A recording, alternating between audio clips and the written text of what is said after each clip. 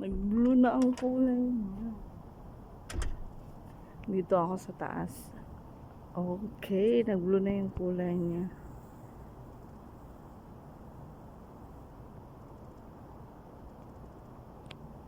May mga upuan nga pala dito kasi mamaya may bisita yung anak ni Madam. Mag-iihaw-ihaw sila dito. Ayan. Kaya lang, titingin ako ng ano.